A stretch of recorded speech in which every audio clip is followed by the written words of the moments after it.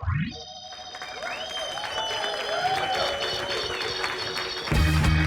you may want to sit down for this. They said last July, just a few months ago, last July was the hottest month on Earth ever, which is a little misleading because we're not done with ever yet. Let's see how it plays out, okay?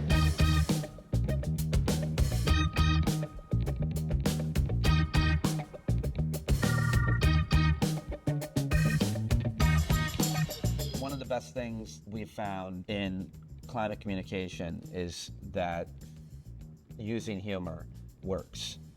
It makes a difference. People remember it. That encourages people to pursue actionable solutions. I think lends itself to produce optimism, to be able to make it fun while addressing the horror and have people leaving not traumatized, ideally, is always the goal.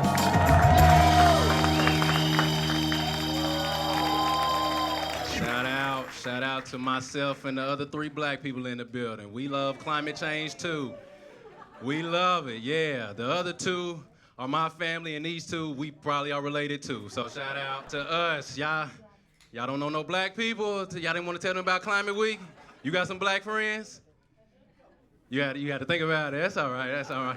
You got a couple? You got a couple black friends? Yeah, you should have texted them. You should, text them right now. This is what you should say. You should be like, nigga, you should be here. This is it's amazing. So as a Indian woman, as a woman of color, there's some ways in which climate change just affect us more. This seems like a pretty informed audience, so feel free to interact here. Just yell out. Does anyone know what are some of the worst ways in which climate change affects women of color, people of color? Air pollution. Air pollution is one. Agriculture. Sorry, what was that? Agriculture. Anything else? Drought. Okay, so you're so close. What it is scientifically, what it is that I've had to start waxing my legs in December. You're gonna tell me global warming isn't a problem? I'm out here getting winter Brazilians. That's deforestation gone too far. Yeah. I've stopped watching the news. That is the worst show on television. Who comes up with this stuff? It's been on forever. It's won 0 Golden Globes. It gets renewed every season. And all of their coverage of global warming is freaking me out. It's all this doom and gloom stuff, and I get all stressed. And then sometimes I wake up in a cold sweat, which I highly recommend. I think the news should focus on all the advancements and progress and easy abundance that the future is providing, because the grass is always greener on the other side of the apocalypse. I'll never forget what my dear, dear friend Bambi's mother once said. She said, everything in the forest has its season. When one thing falls, another grows. See right there, doom and bloom. Now, the doomy part is that things are going to get worse before they get better, but the good news is things are getting worse faster than we expected. So we'll be done sooner, all right? I think it's very funny when someone says to me, what are you doing for the environment? I'm like, what am I doing for the environment? I live in New York City, yeah. I have 3 light bulbs in my entire tiny apartment, okay? Yeah, seriously. I don't own a car. I cannot afford to international travel, okay? I am not leaving a carbon footprint. I am not. I'm leaving a graphite stiletto smudge at best. I hate talking to people who feel like they know everything, but they really don't know anything. I remember I told a homie about it. I was like, man, you heard about the planet, man. Heat is rising, Winter might mess around and be a thing of the past. I'm like, if it gets too hot, I don't know what we'll do. He looked at me and said, well, shit, if it gets too hot, you always just, just take your jacket off. It's crazy. Things may possibly go extinct. And I told myself, we cannot let vanilla go extinct. We cannot let it go extinct. Because I do not want to be on a planet with no ice cream. I'll be damned if the vanilla bean goes extinct. And I'm black, so obviously I'm lactose intolerant, and the shit runs right through me. There's other ways, of course, that more serious ways climate change affects us. I'm talking, of course, about the decline in the Great British Baking Show. Any fans here of the Great British Baking Show? Hell yeah. Okay, now, is it just me? I think this is where climate change comes in. Is it just me, or is it getting hotter in the tent every year?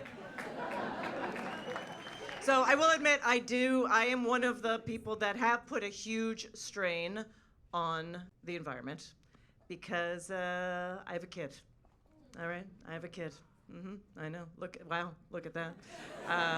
And I immigrated here, but from Canada. And as a Canadian, you can't just walk into America, by the way, and live and work. It's a whole thing. I was illegal for a number of years. Okay.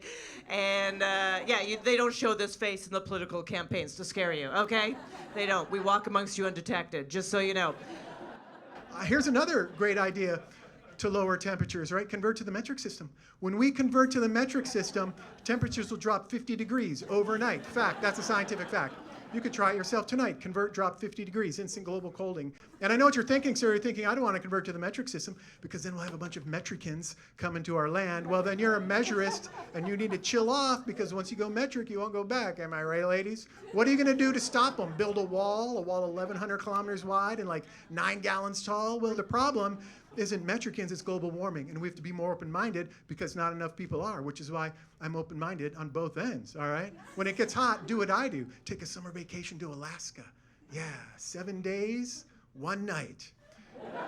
I had to quit my job. I was working outside because it was too damn hot. I said, you know what, this is my first sign that I need to do something for the environment. I was working outside, and I told my supervisor, I said, hey, man, I don't think I'm going to be able to do it no more. It's too damn hot.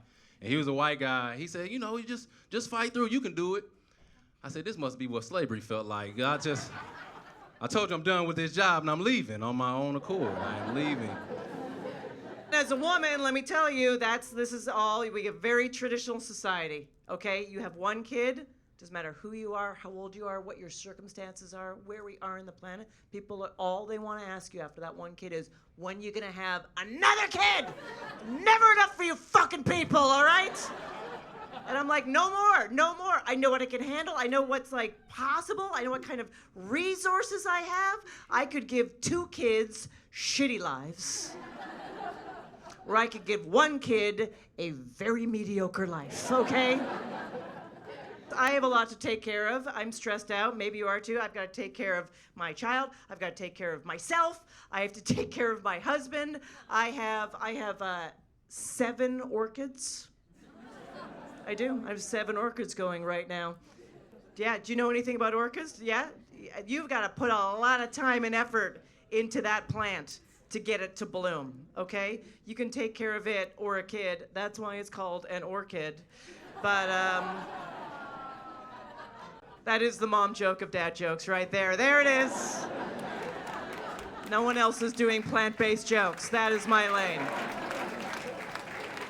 Before I knew anything about climate, before I was involved at anything, I signed a contract as a copywriter with an anonymous energy company. And I walked in the first day and discovered I was going to be the Twitter voice of one of the largest oil conglomerates in the world.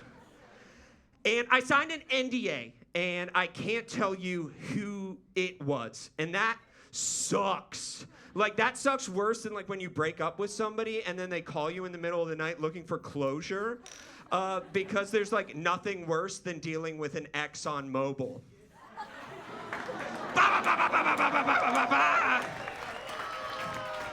Yeah! Okay, so we like that joke. I got a kick. Fuck yeah. I've gotten some claps before, but I got a fucking kick tonight. All right, is this working? So, that said, so like I am a comedian and I am kind of dumb. So like, that NDA I think is old, but it's like comedy old. So like, don't be a narc. So back a couple months ago, I did that exact joke. And I did that exact thing and I said, please don't be a narc. It was in a show that was like, this is literally the second billed climate comedy fundraiser on a Thursday in LA. So it was a dark night of the soul.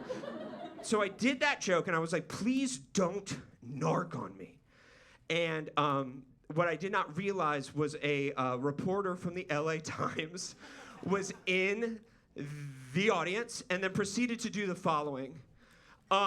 He writes it verbatim Because there's nothing worse than dealing with an ExxonMobil. Writes it verbatim in the LA fucking Times. He finishes it with, I thought about it, then groaned, then laughed. I was far from the only one. That is the most insulting way you can say a joke worked. But not only that, so he printed this joke verbatim, which is not narc behavior. That is just burning it for the 10 people that read the climate section of the LA Times Online. What is narc behavior is him immediately following up with Exxon, by the way, isn't amused. Spokesperson Emily Meir told me via email that there's nothing funny about climate change. Now, if you'll excuse me, I have to go talk to the Navy SEAL that helped the Boeing whistleblowers kill themselves. And just for the record, so I freaked the fuck out. This is like full on, like, oh my God, I'm gonna get Michael Clayton. What in the one holy Catholic and apostolic fuck am I about to do with my life right now? And I think just for posterity, I know we're being filmed right now. I'm gonna look in this camera. Hi. I'm not suicidal. This is gonna be incredible footage in the True Crime Podcast. Once, like, I fall off a bridge and land on 2 bullets. But